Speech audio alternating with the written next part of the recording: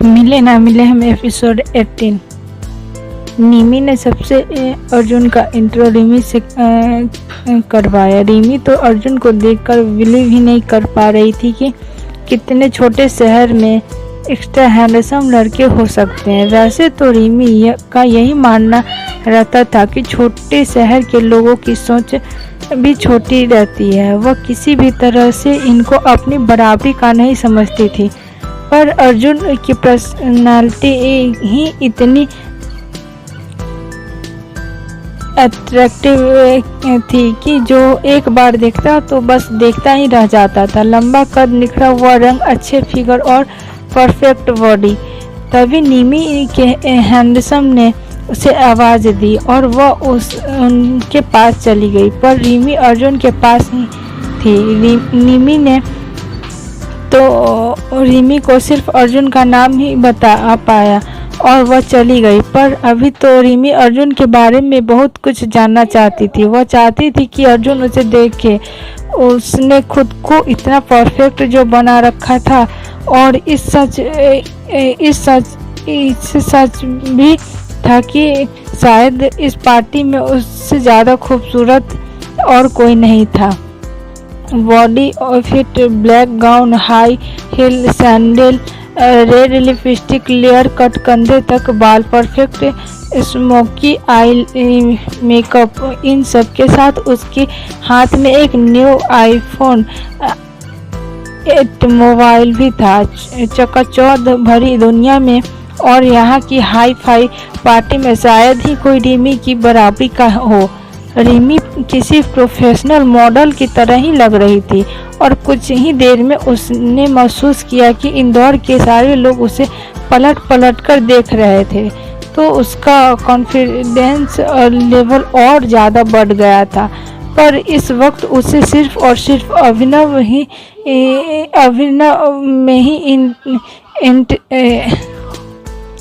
अर्जुन में ही इंटरेस्ट था। वह उसके बारे में सब कुछ जान लेना चाहती थी। निमी के जाते ही उसने दोबारा अर्जुन से बात करना स्टार्ट किया।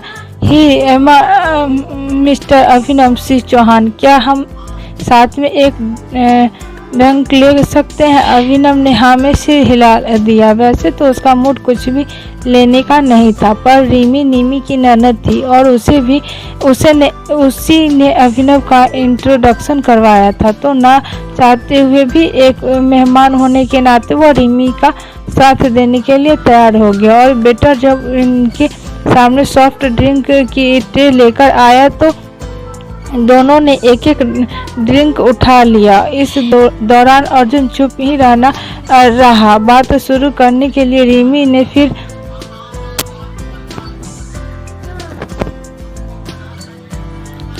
तो मिस्टर अभिनव, क्या मैं पूछ सकती हूँ कि आजकल आप क्या कर रहे हैं? शायद अर्जुन का ध्यान कहीं और था, तो उसने रिमी से ही सवाल किया।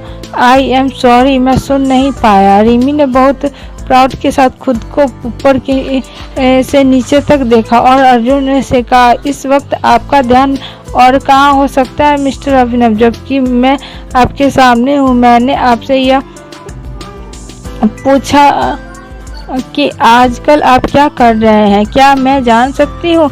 जी क्यों नहीं, अर्जुन ने हंसते हुए जवाब दिया। इसलिए सर्विसेज बचपन से ही मेरा सपना था, तो बस अभी डीएम की पोस्ट पर नैनीताल में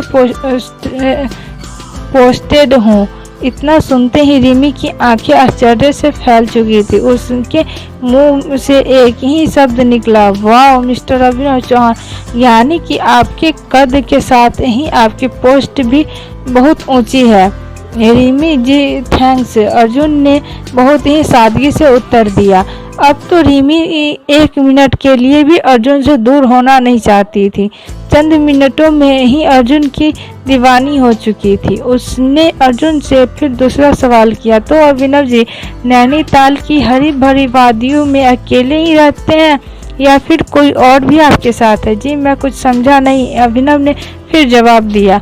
ओहो अभिनव जी, आप इतने भी बच्चे नहीं हैं कि मेरी सीधी सी बात ना समझे। मेरा मतलब है कि क्या आपकी वाइफ भी आपके साथ रहती है? अभिनव को रिमी की इस बात पर हंसी आ रही थी, पर उसने अपनी हंसी को छुपाया और थोड़ी सी मुस्कुराहट उसके होठों पर फैल गई। जी अकेला ही रहता हूँ, अभी तक मेरी शादी नहीं हुई है। इस बार रिमी ने बहुत गौर से अभिनव की आंखों में देखते हुए कहा, अभिनव जी आप मुझसे छुपाइएगा मत, पर गर्लफ्रेंड तो आपकी जरूर होगी।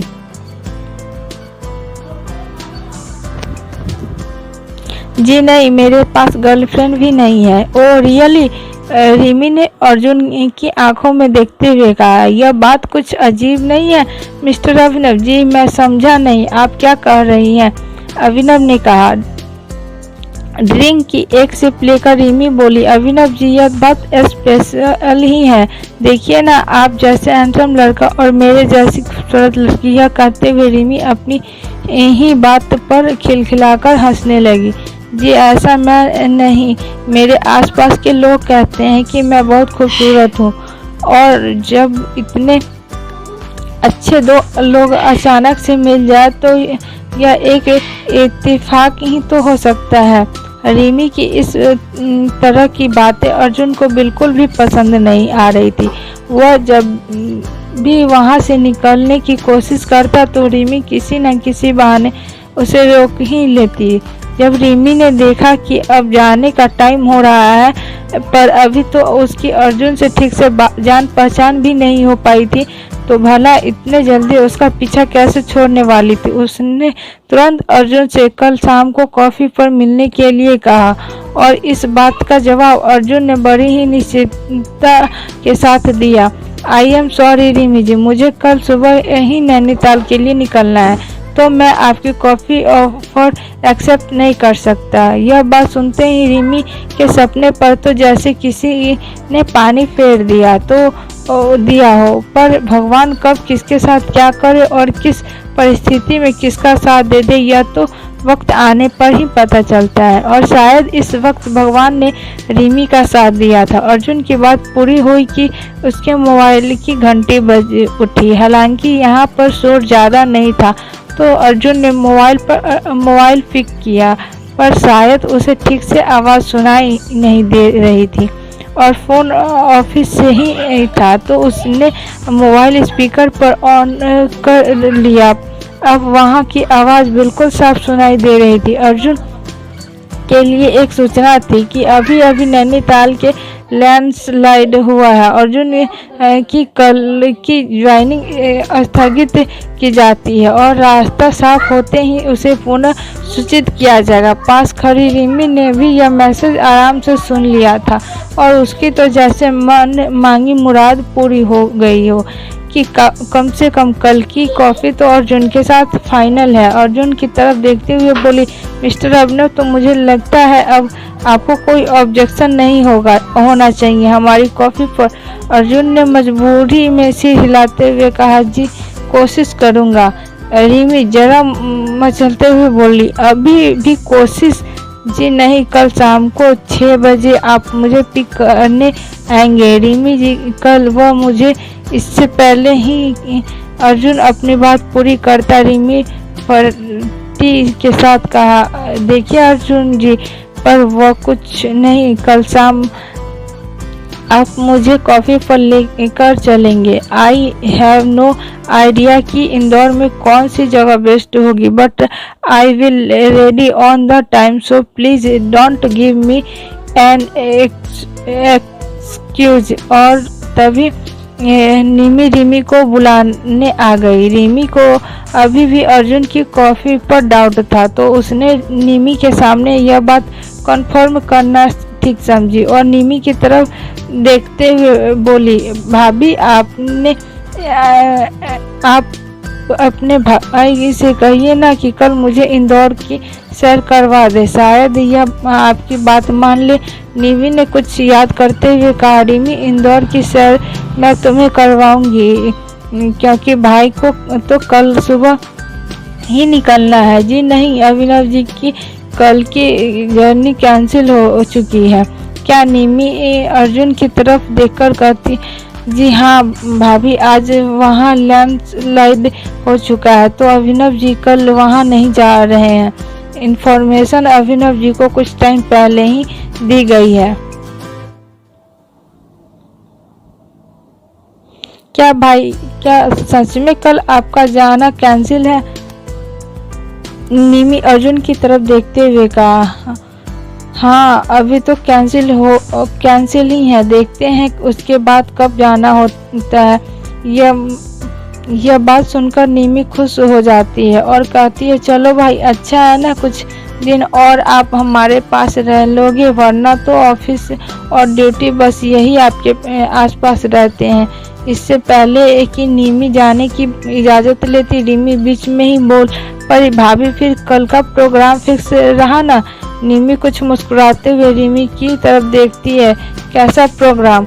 अरे यही कि कल आपके भाई अभिनव सिंह चौहान मुझे इंदौर घुमाएंगे और अब कोई बहाना नहीं। निमी कुछ सोचने में पड़ जाती है क्योंकि वह अर्जुन को अच्छी तरह से जानती थी कि उसे यह सब पसंद नहीं है और शायद आज से पहले वह कभी किसी के साथ घूमने तो दूर, उसने तो कभी किसी से बात भी नहीं की, तो शायद वह कंफर्टेबल ना रह पाए। पर रिमी तो उसकी ननद थी और इतनी दूर से आई थी, फिर उसने खुद ही घूमने के लिए कहा तो वह उसे कैसे मना कर सकती थी। तो निमी ने रिमी की तरफ देखते हुए कहा, क्यों नहीं भाई, तुम्हें जरूर इंदौर की सैर करवाएंगे। और सभी धीरे धीरे पार्टी से वापस चले गए। इस बात से जहाँ अर्जुन को एक बहुत बड़ी टेंशन हो गई थी कि ओ गॉड, पिछले 2 घंटों में कितना इरिटेट कर चुकी है वह मुझे, तो कल अगर मैं उसके साथ घूमने गया तो पता नहीं क्या होगा। और अर्जुन इस बात से पीछा छुड़ाने की कोई तरकीब सोचने लगा। वहीं दूसरी तरफ रिमी मानो अर्जुन के साथ कॉफी पर जाने की बात सोचकर हवा में उड़ रही थी। उसकी खुशी का ठिकाना नहीं था कि अर्जुन जैसे स्मार्ट और हैंडसम के साथ कल उसकी डेट है। हाँ, मुंबई में यह सब बहुत ही कॉमन हो चुका है। वहाँ पर अधिकतर लड़के और लड़कियाँ बस एक दो मुलाकात के बाद ही किसी के साथ डेट पर चले जाते हैं और वहाँ के कल्चर में इन सब को बुरा भी नहीं माना जाता। लगभग 12 बजे तक सभी अपने घर पहुँच चुके थे। अर्जुन ने तो हमेशा की तरह ही चेंज किया और अपनी स्टडी टेबल पर जा बैठा। वहीं दूसरी तरफ रिमी को तो मानो पंख लग गए थे। वह बस कल के ही बारे में सोच रही थी कि किस तरह से उसका मेकअप होगा, कौन सी ड्रेस पहनकर जाएगी और कैसे अभिनव को इम्प्रेस करने की कोशिश करेंगी। और उसे पूरा कॉन्फिडेंस था कि अभिनव एक छोटे शहर का लड़का है। उसने इतनी स्मार्ट लड़की को देखा ही नहीं होगा। डेफिनेटली वह इस कॉफ़ी